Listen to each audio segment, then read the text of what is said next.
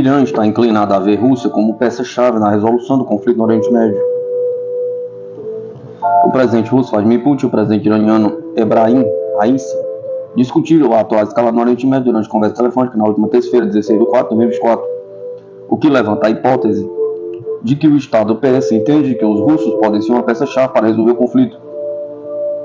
Durante o contato iniciado pelo lado iraniano, Putin e seu homólogo discutiram detalhadamente a situação agravada no Oriente Médio, após o ataque aéreo israelense à missão diplomática iraniana em Damasco e as medidas retaliatórias tomadas pelo Irã, segundo o comunicado emitido pelo Kremlin.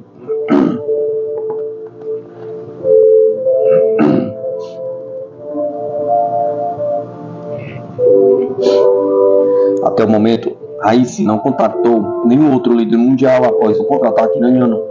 O professor e vice-reitor do Instituto Estatal de Relações Internacionais de Moscou, Vladimir Morozov, observa que quem inicia tais ligações geralmente está mais interessado em realizar a conversa. Segundo ele, fazer o contato foi uma jogada lógica para o presidente iraniano, considerando a natureza amigável das relações entre a Rússia e Irã. Acredito que o Irã considera nosso país não apenas um patrocinador formal da resolução do conflito no Oriente Médio, mas um país que pode influenciar todos os lados do conflito. E tem um voto no Conselho de Segurança das Nações Unidas, disse ele, acrescentando que Teherã está perfeitamente ciente de que a questão dos ataques entre Irã e Israel está longe de ser resolvida.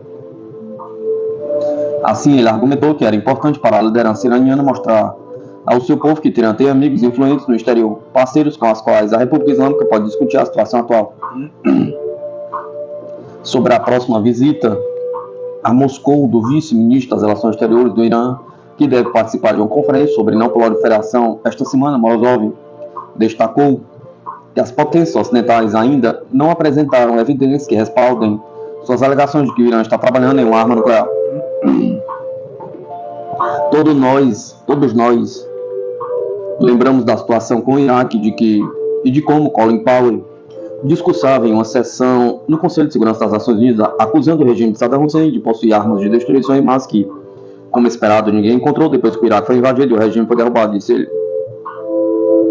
Morozov sugere que, ao invés de tentar retratar o Irã como uma espécie de ameaça à segurança nacional, esforços deveriam ser feitos para envolver Teherã em discussões sobre segurança regional e cooperar com o país. A mesma coisa tem acontecido nas últimas décadas com o Irã, que está sendo acusado de estar prestes a construir uma bomba nuclear nos próximos 2 meses, complemento. Ele também alertou que outros países do Oriente Médio deveriam estar atentos à encruzilhada atual em que eles se encontram, ou buscam negociações e esforços de paz, embora frágeis, ou a situação na região pode rapidamente se transformar em escada muito séria até a Terceira Guerra Mundial.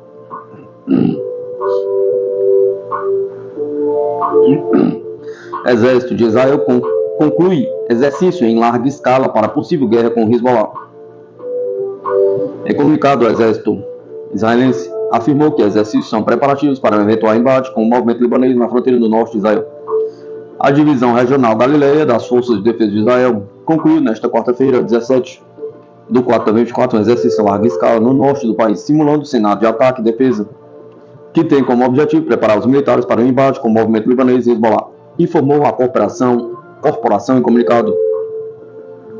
Os exercícios fazem parte da aceleração da preparação do exército para a defesa e o forte ataque na fronteira norte, disse o comunicado militar. Segundo o comunicado, os cenários do exercício incluíam lidar com o terreno complexo, condições climáticas difíceis e incidentes com vítimas em massa.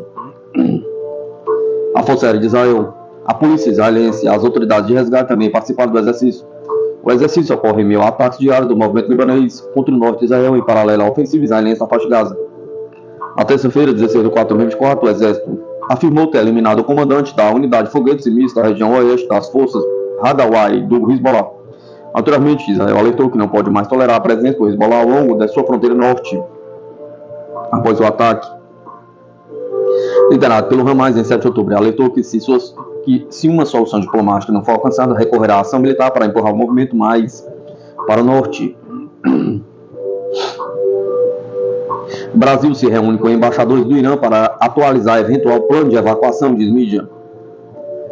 Nesta quarta-feira, embaixadores de países ibero-americanos se reuniram na embaixada da Argentina, no Irã, para discutir possíveis desdobramentos em meio à crise com Israel. No encontro, o Brasil tomou a dianteira na articulação para uma eventual evacuação caso o contra-ataque de Israel no Irã cause necessidade para ação.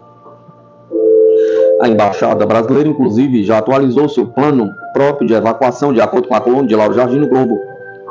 Segundo o colunista, os motivos levam a liderança brasileira entre as nações ser a maior comunidade latino-americana na República Islâmica e a experiência com a retirada de brasileiros na faixa de Gaza. Uma das rotas pensadas para retirar brasileiros se precisa, é pela Turquia.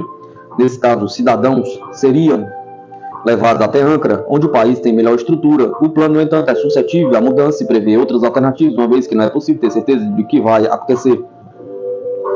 O fechamento de aeroportos e passagens, por exemplo, poderia afetar a logística, ressalta a mídia. Paralelamente, a missão brasileira tem mantido contato com autoridades europeias no país. Esse fosse coordenado de medidas se a crise escalar. O embaixador do Brasil no Irã, Eduardo Gradioni, conversou com o representante de Portugal para alinhar essa troca entre as comunidades. Estamos esperando para ver se vai ter retaliação em Israel e, dependendo dela, o que vamos fazer com nossos nacionais, de acordo com a manifestação da vontade deles. Se forem 6 é uma coisa, se forem os 180 brasileiros é outra, afirmou Gradioni, citado pela mídia. O jornal informa que a comunidade brasileira no país peça mantém contato por um grupo no WhatsApp em que compartilha informações. São preocupações tomadas em definição sobre o futuro do conflito. Descubra as armas iranianas usadas no ataque contra Israel. Na noite do último sábado, 13 de 4 de 2024, o Irã atacou Israel. De acordo com a mídia, foram lançados 185 drones, 36 mísseis de cruzeiro e 110 mísseis terra-terra.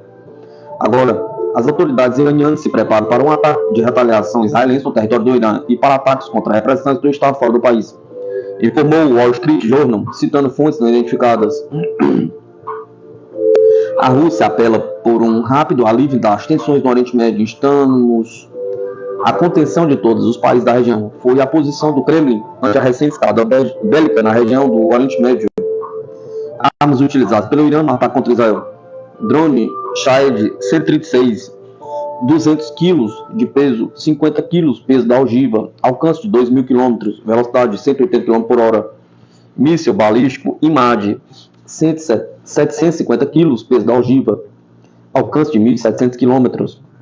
Míssil de cruzeiro Pavel, alcance de 1.650 km.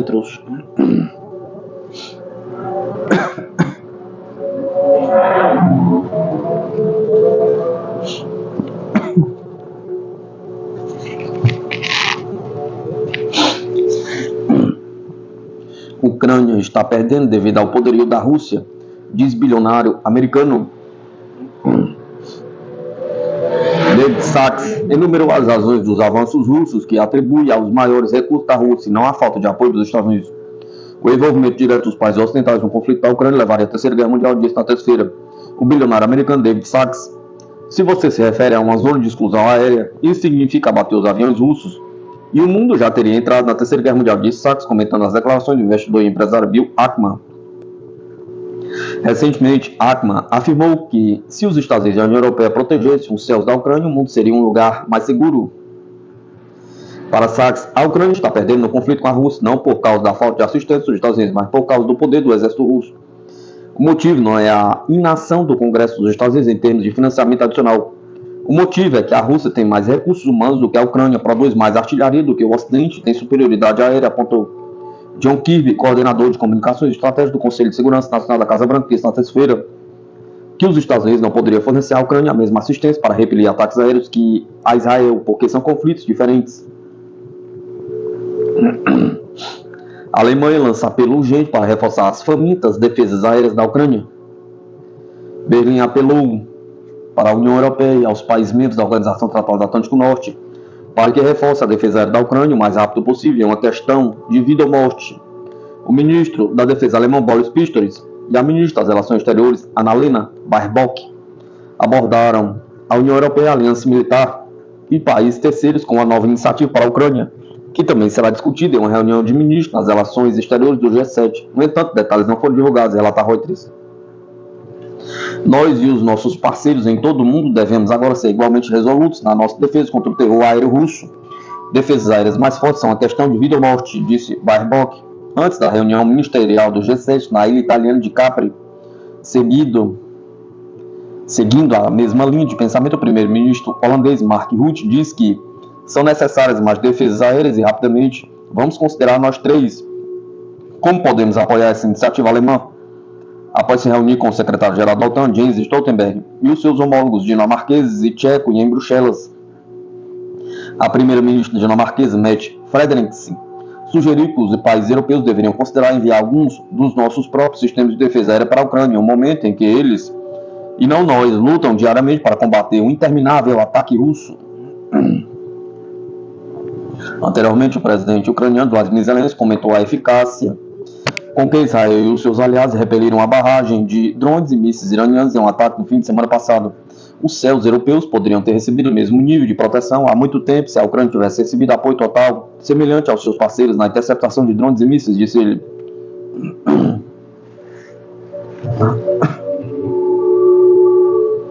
Sobre a comparação entre Israel e Ucrânia, o ministro das Relações Exteriores britânico David Cameron excluiu na última segunda-feira a possibilidade de a OTAN fornecer a Kiev uma ajuda parecida àquela da Tel Aviv. Nunca ajudaremos a Ucrânia a derrubar drones como fizemos com o Irã e Israel, por causa do risco de uma escalada e de uma guerra generalizada na Europa. O que a OTAN deve sempre evitar é o envolvimento com os russos, disse também o ex-premier britânico em 2010 e 2016. Moscou já enviou uma nota aos países da OTAN, na qual o Ministério das Relações Exteriores russo advertiu que qualquer carregamento, incluindo armas destinadas a Kiev, se tornará alvo legítimo para as Forças Armadas russas. A Ucrânia vem enfrentando há tempos grande escassez de armas, equipamentos e soldados, em meio a uma crescente satisfação na Europa e nos Estados Unidos com os gastos bilionários de Washington e Bruxelas com Kiev, o que tem dificultado a ampliação da ajuda ocidental. A Rússia já manifestou diversas vezes que seria aberta a um possível retorno à mesa de negociações a fim de encontrar uma solução política para a volta ao conflito, desde que suas preocupações e o atual estado das coisas sejam considerados. O governo ucraniano, no entanto, segue descartando a possibilidade de negociações de paz neste momento, ao mesmo tempo que tenta impor exigências irreais para considerá-las futuramente. Ucrânia perderá contra a Rússia em luta existencial sem mobilização de toda a população, diz mídia. A Ucrânia enfrenta uma falta de pessoal e de apoio militar vindo do Ocidente, e se isso não mudar, Kiev perderá o conflito, de acordo com o político. A Ucrânia está enfrentando uma crise existencial e em tal luta é impossível vencer sem mobilizar toda a população do país, escreveu nesta quarta-feira o colunista do norte-americano político. O país enfrenta uma crise existencial e, no entanto, parece não haver apoio público suficiente para um novo recrutamento militar, indicou Jamie Detmer. Em uma luta existencial como essa, é impossível vencer sem mobilizar toda a nação. Como notou o autor do artigo, a Ucrânia, em sua forma atual, será uma coisa do passado, se a situação não mudar em breve.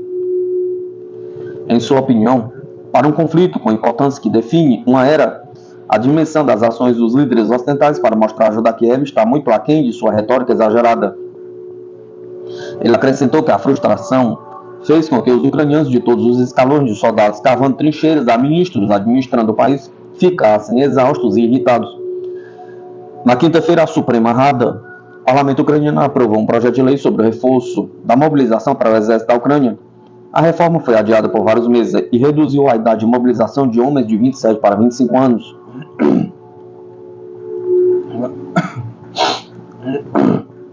Após rara reunião de defesa, Estados Unidos e China, Exército Popular de Libertação da China escolta avião espião americano no Estreito de Taiwan. A Força Aérea da China escoltou uma aeronave de reconhecimento P-8A Poseidon dos Estados Unidos sobre o Estreito de Taiwan, informou o Exército de Libertação Popular da China.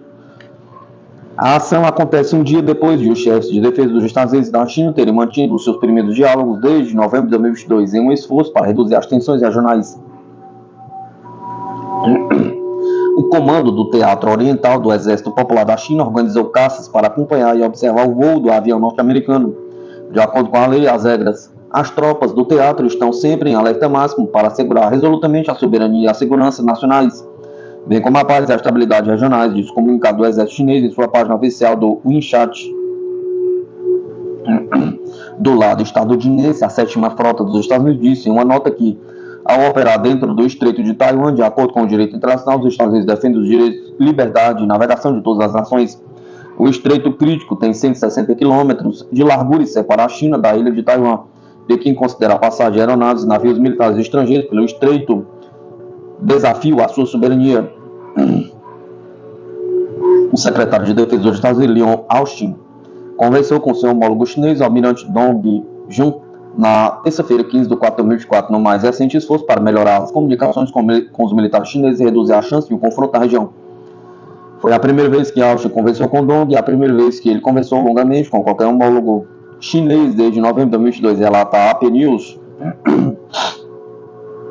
A ligação, que durou pouco mais de uma hora, ocorreu no momento em que se espera que o secretário de Estado dos Estados Unidos, Antony Blinken, faça uma viagem à China neste mês para negociações. Pequim vê Taiwan como uma província renegada que pertence por direito à China, no âmbito da política de uma só China. A ilha autogovernada não declarou formalmente sua independência, mas afirmou já ser mantendo laços próximos a países ocidentais, principalmente os Estados Unidos.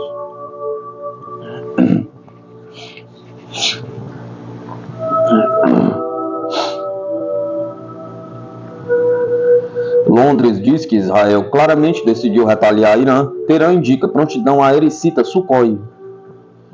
Durante uma visita a Israel nesta quarta-feira, o ministro das Relações Exteriores britânico, David Cameron, disse que Tel Aviv decidiu claramente retaliar o Irã com mísseis e drones. Teherã também afirmou hoje que suas forças armadas estão prontas para acabar com qualquer ataque. Apesar do governo de Benjamin Netanyahu já ter verbalizado que vai retaliar o ataque do Irã ocorrido no final de semana, o alento do chanceler britânico é o mais severo feito por aliados até agora, apontando que outra saraivada ocorrerá em uma escalada regional. Está claro que os israelenses estão tomando a decisão de agir. Esperamos que eles façam isso de uma forma que contribua o mínimo possível para agravar a situação, afirmou Cameron a repórteres. Os Estados Unidos e outros governos ocidentais esperam que novas sanções econômicas contra o Irã ajudem a persuadir Israel a limitar o âmbito de sua retaliação. Cameron diz que o Reino Unido quer ver sanções coordenadas contra o Teherã por parte do G7, que se reúne nesta semana em Itália. Eles precisam receber uma mensagem clara e inequívoca do G7, disse ele. O governo iraniano atacou o território israelense ao responder a um ataque realizado por Israel à embaixada do Irã em Damasco, o qual deixou o prédio destruído e 7 pessoas foram mortas, incluindo 2 importantes militares do Corpo de Guardiões da Revolução Islâmica. Também nesta quarta-feira, Teherã disse que suas forças armadas estão aparelhadas para enfrentar qualquer investida com a Força Aérea, afirmando estar preparado para a ação. O comandante da força, Amir Vaedi, alertou que os seus aviões de guerra, incluindo o Sukhoi 24, estavam no seu melhor estado para combater qualquer ataque israelense. Temos total prontidão em todos os campos, incluindo a nossa cobertura aérea e bombardeiros, e estamos preparados para qualquer operação, afirmou Vaedi, citado pela mídia britânica. A declaração do comandante foi dada durante um desfile realizado para o dia do exército no Irã, evento no qual o presidente Ebrahim Raisi também estava presente. Raisi disse que qualquer ataque do regime sionista em nosso solo será tratado com resposta severa, afirmou. O almirante Shahan Irani informou que a marinha do Irã estava escoltando navios comerciais iranianos até o Mar Vermelho. A marinha está realizando uma missão para escoltar navios comerciais iranianos até o Mar Vermelho e nossa fragata Jamaran está presente no Golfo de Aden nesta visão, disse Irani, acrescentando que Teherã está pronto para escoltar navios de outros países.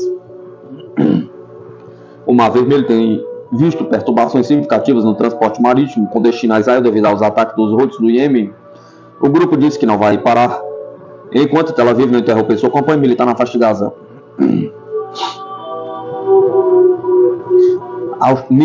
A Austrália aumenta gastos com defesa em 32 bilhões para resistir à coerção no Indo-Pacífico. O governo australiano se comprometeu a aumentar gastos para pagar AUKUS e manter as capacidades de mísseis de longo alcance compatíveis com a tensão estabelecida na região. De acordo com o Financial Times, a Austrália deve aumentar os gastos com a defesa em mais de 32 bilhões durante a próxima década, à medida que prepara suas forças militares para serem capazes de resistir à coerção que possa surgir no Indo-Pacífico. Os gastos com o Pacto de Segurança Trilateral Austrália, Reino Unido e Estados Unidos, a frota naval de superfície do país, a capacidade de mísseis de longo alcance, uma força militar ampliada vai aumentar em 2% para 2,4% do produto interno bruto do país em gastos com defesa até 2034, de acordo com o governo. Há agora uma tarefa em mãos, transformar nossa capacidade futura de modo que a Austrália possa resistir à coerção e manter o nosso modo de vida em uma região e em um mundo muito menos seguros, afirmou o ministro da Defesa australiano Richard Marles. No centro da revisão de recursos destinados à defesa do país está a AUKUS e sua polêmica entrega de submarinos com propulsão nuclear à Austrália, movimento questionado mais de uma vez pelas nações da Ásia-Pacífico. Para além disso, a construção de 26 navios de guerra anunciados por Canberra representa ampliação de gastos. O chefe de pesquisa da Strategic Analysis Austrália, Marcus Heiler, disse à apuração do Financial Times que a tempestade de números divulgada pelo Departamento de Defesa deixou claro que o governo pagaria pelo submarino nuclear e pelas novas fragatas em cotas e remanejaria cerca de 46,9 bilhões para gastos com a compra de veículos terrestres para o Exército e reabastecimento de navios para a Marinha. Diante dos investimentos, a Estratégia de Defesa da Austrália pretende obter uma projeção impactante na região, garantindo sua prontidão em caso de um cenário de conflito regional. Aviões coreanos AF-50 comprados pela Polônia não servem para enfrentar a Rússia, diz mídia polonesa. A Polônia já tem 12 das 48 aeronaves sul-coreanas adquiridas, mas elas muito provavelmente serão ineficazes contra a maioria dos aviões russos. Segundo um acadêmico da Universidade de Varsóvia, os caças sul-coreanos FA-50 adquiridos pela Polônia não são adequados para enfrentar a aviação russa, afirma Mikhail Piekarski, especialista em segurança da Universidade de Varsóvia. As primeiras 12 das 48 aeronaves já foram entregues à Polônia, estando as restantes planejadas até 2028.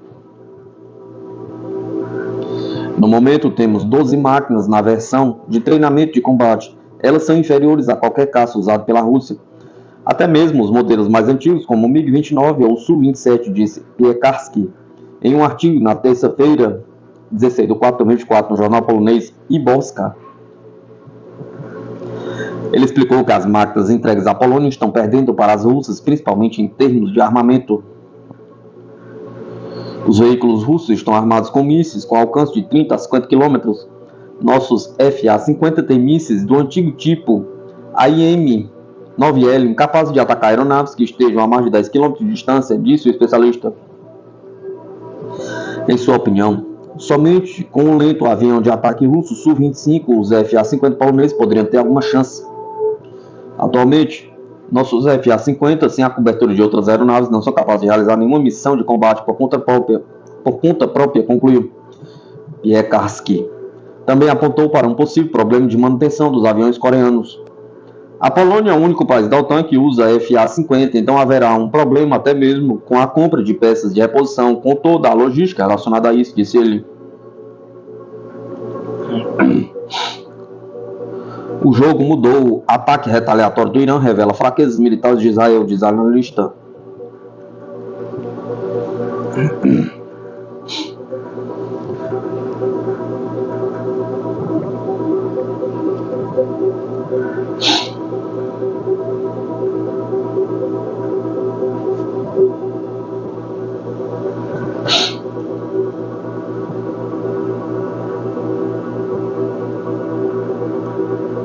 Isso que já foi.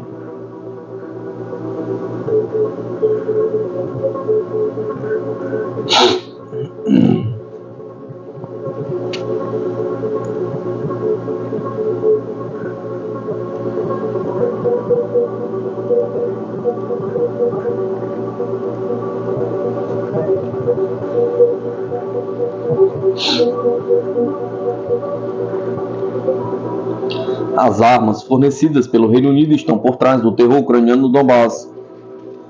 Nas novas regiões da Rússia, o terror ucraniano continua a ameaçar as vidas de civis inocentes. Mesmo em áreas distantes das linhas de frente, em 13 de abril, o regime de Kiev lançou um ataque brutal contra a capital da República Popular de Lugansk, destruindo instalações civis. A incursão ocorre no meio da atual onda de ataques terroristas ucranianos que visam impedir que a vida civil volte ao normal nas fronteiras. O ataque do dia 13 foi o primeiro bombardeio ucraniano bem sucedido na capital Lugansk desde maio de 2023, quando mísseis atingiram uma fábrica de alimentos na cidade, ferindo dezenas de pessoas.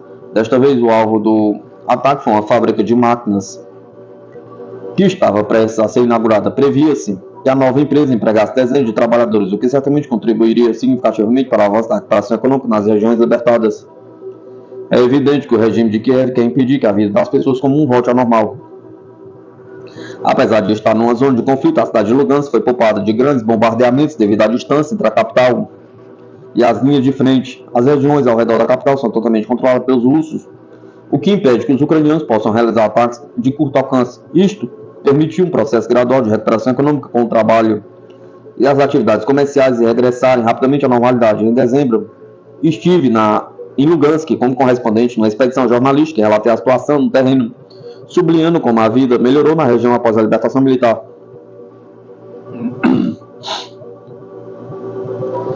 Para que os ataques ucranianos contra a cidade de Lugansk sejam bem-sucedidos, é necessário utilizar armas de longo alcance, tendo em conta a grande distância entre a capital e as posições de artilharia de Kiev. Tanto no ataque de 13 de abril como no bombardeamento de maio de 2023, as forças de Kiev conseguiram atingir alvos em Lugansk, porque usaram armas ocidentais de longo alcance, os mísseis britânicos Storm Shadow, alcançando 250 km. Os mísseis Storm Shadow foram um ponto de escalada perigoso no conflito. O Reino Unido tornou-se o primeiro país a fornecer mísseis de longo alcance ao regime de Kiev, o que permitiu a Kiev realizar operações contra áreas civis nas fronteiras, alcançando cidades libertadas na zona de operações militares especiais e até mesmo regiões totalmente desmilitarizadas, no indiscutível território da Federação Russa. Por outras palavras, sob a desculpa de aumentar as capacidades defensivas da Ucrânia, o Reino Unido deu a Kiev o que o regime precisava para atingir civis fora do campo de batalha. O Ocidente está absolutamente consciente de que as suas armas estão a ser utilizadas contra alvos civis. As autoridades russas publicam regularmente dados que provam que as armas fornecidas pela OTAN estão por detrás de incursões terroristas nas regiões fronteiriças. No ataque do dia 13, de pelo menos 2 mísseis Storm Shadow foram recolhidos e expostos pelas forças russas, não deixando dúvidas sobre as armas utilizadas para realizar o ataque. Como esperado, o Reino Unido permaneceu em silêncio, recusando-se a condenar o uso indevido da sua ajuda militar, o que é suficiente para considerar conivência e até participação por parte de Londres em crimes ucranianos. Nos últimos meses, as tropas ucranianas sofreram pesadas perdas no campo de batalha, razão pela qual cada vez mais analistas militares apontam que o colapso do regime é iminente. Além do enorme número de vítimas, a Ucrânia também sofreu perdas territoriais graduais, com as tropas russas a conseguirem libertar várias cidades, várias aldeias em Donbás. Sem força suficiente para reagir na linha de frente, o regime utiliza o terror como distração e ferramenta de propaganda. Ao atingir áreas civis na Rússia, que faz parecer aos seus patrocinadores que ainda é capaz de causar danos no território profundo da Rússia, justificando assim o envio de mais armas pela OTAN. Outro objetivo ucraniano com tais incursões é tentar provocar uma reação russa desproporcional. Se Moscou atacar com grande violência e atingir alvos civis ucranianos, Kiev terá argumentos para solicitar mais ajuda ocidental e assim provocar uma grave escalada no conflito. Moscou, porém, não parece interessado nesse tipo de atitude. Os russos já provaram diversas vezes que os seus alvos continuarão a ser instalações militares de infraestruturas críticas, conforme permitido pelas regras do direito internacional. Apesar do terror em algumas áreas civis, os russos ainda controlam a situação militar no conflito. Moscou está a seguir uma estratégia que conduzirá inevitavelmente ao colapso do inimigo no futuro próximo, razão pela qual não é necessária pressa em retaliar os ataques terroristas ao destruir a infraestrutura ucraniana. A Rússia tornará em breve impossível a Kiev continuar a realizar incursões terroristas.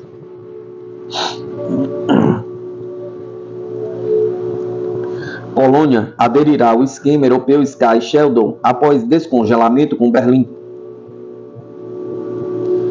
O primeiro-ministro polaco Donald Tusk anunciou esta semana que a Polônia se juntará à iniciativa europeia Sky Sheldon, liderada pela Alemanha, um esforço em todo o continente para coordenar as compras e procedimentos relacionados com a defesa aérea nas nações.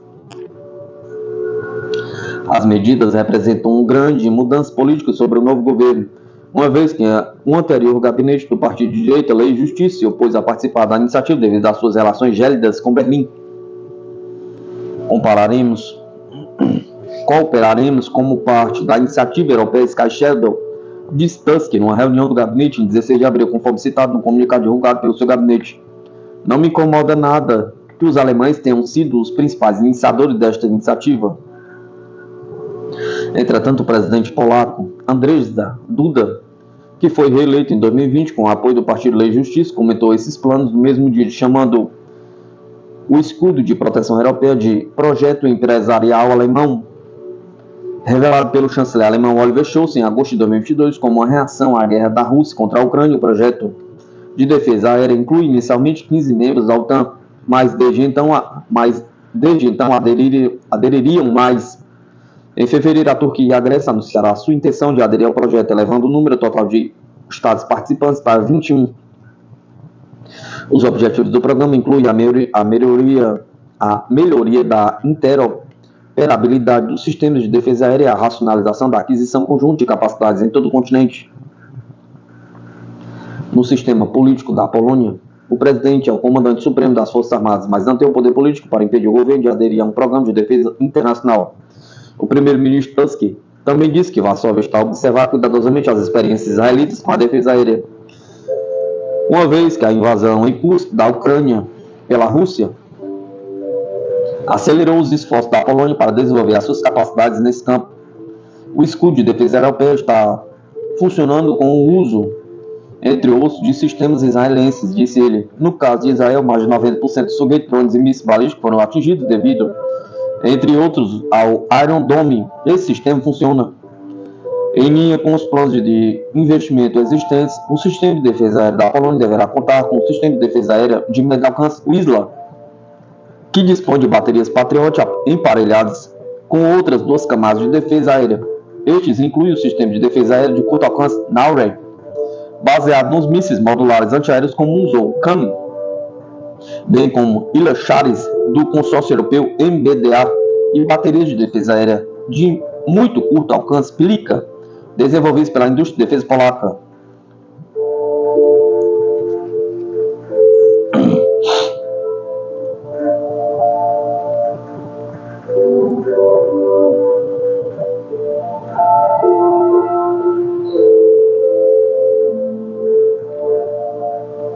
Rheinmetall aumentará a presença no Báltico com fábrica de munições na Lituânia.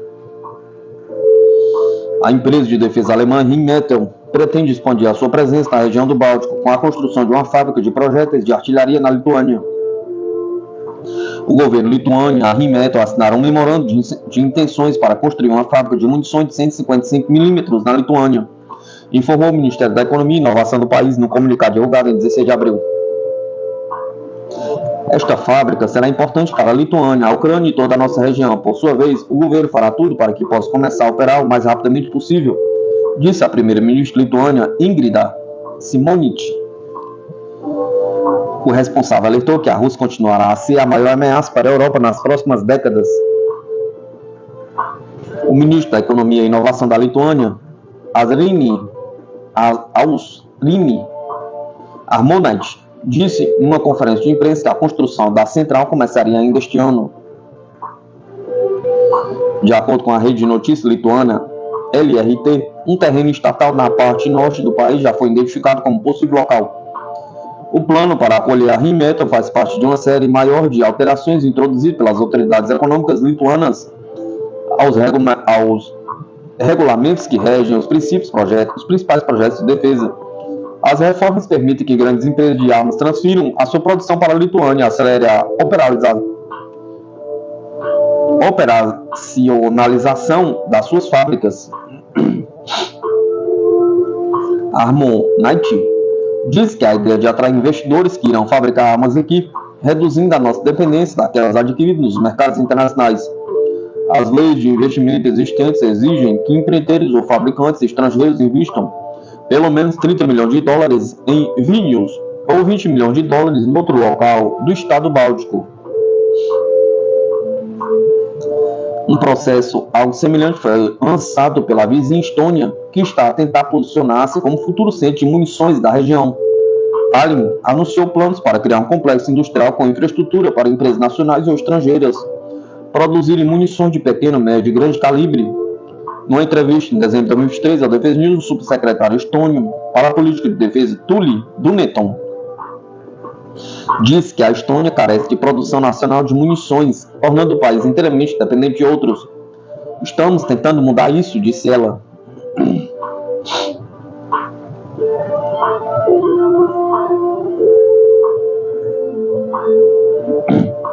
Câmara americana realizará votações separadas sobre a ajuda à Ucrânia, Israel e Taiwan. Os republicanos da Câmara divulgaram na quarta-feira suas propostas para financiar um influxo maciço de ajuda militar à Ucrânia, Israel e Taiwan.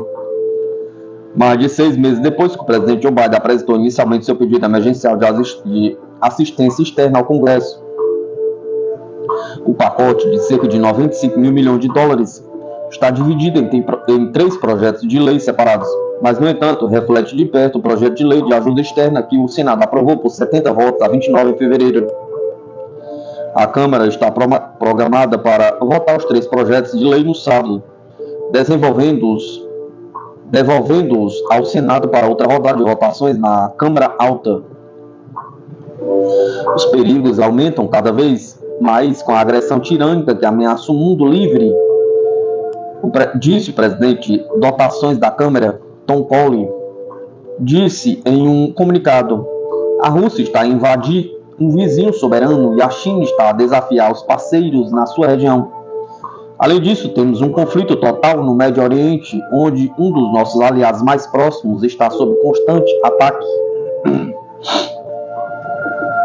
Sei que isto é verdade. Se não ajudarmos os nossos amigos em momentos de necessidade, em breve não teremos mais amigos. Agora é a hora de agir.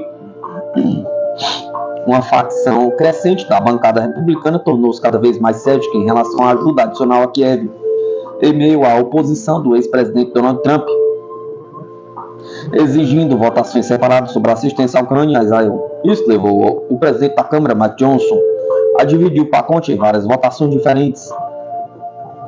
Mas a manobra não foi suficiente para apaziguar os oponentes mais veementes da ajuda à Ucrânia na bancada republicana da Câmara, como os deputados Marjorie Taylor Greene e Thomas Massie, ameaçando expulsar Johnson do cargo de porta-voz durante o voto.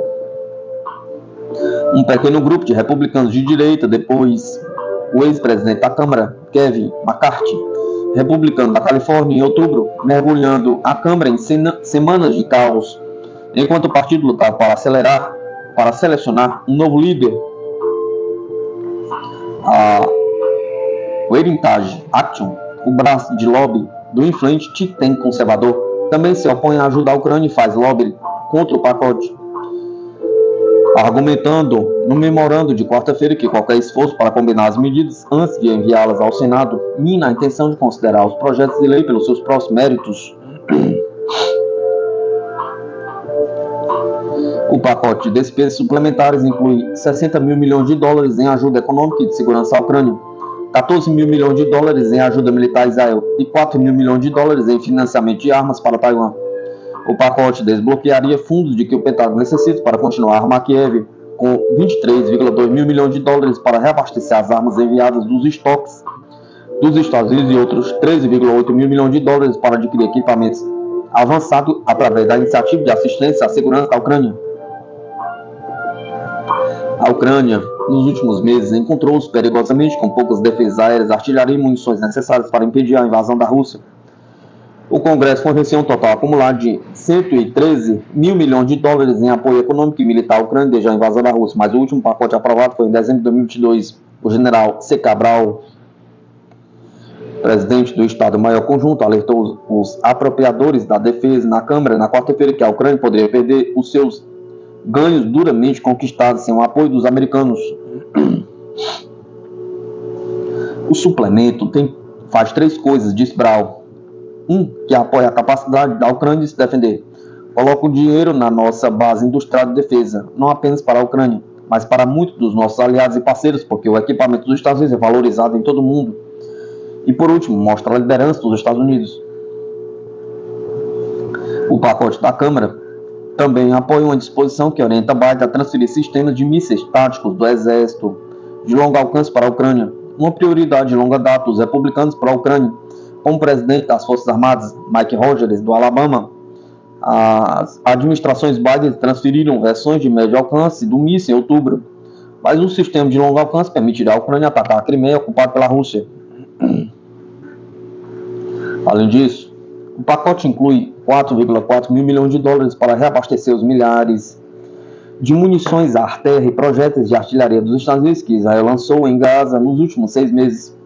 Tem outros 4 mil milhões de dólares para reabastecer o sistema de defesa aérea Iron Dome e Davi Sling para se defender contra ataques do Hamas iranianos. Além do suplemento, Israel recebeu anualmente 3,8 mil milhões de dólares em ajuda militar americana.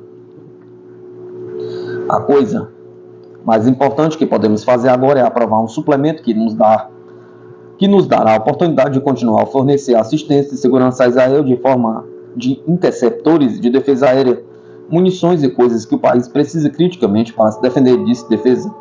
O secretário Leon Austin disse à Câmara na quarta-feira.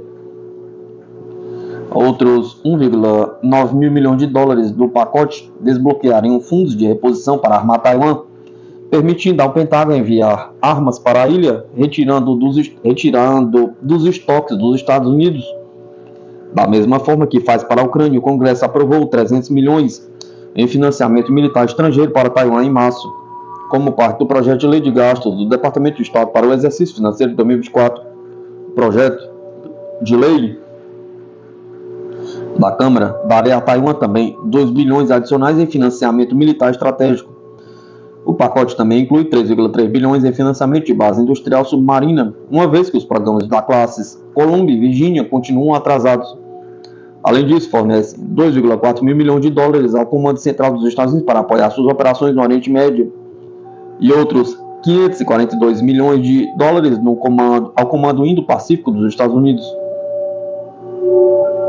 O controlador do Pentágono, Mike McCord, disse na quarta-feira à Câmara que, sem a legislação, o Departamento de Defesa teria de reprogramar fundos de instalações e contas de manutenção de equipamentos. Aumentamos as forças na Europa durante todo o ano fiscal até a data, talvez em particular no Comando Central, da mesma forma, disse McCord. Incorremos em mais de 2 mil milhões de dólares em custos operacionais que, se não conseguirmos o suplementar, terão de ser absorvidos no orçamento base. O secretário da Marinha, Carlos Del Toro, disse ao Senado na terça-feira que o serviço está se aproximando de 1 bilhão em despesas com munições, como resultado de suas operações no Mar Vermelho para conter os ataques dos Houthis no Iêmen apoiados pelo Irã.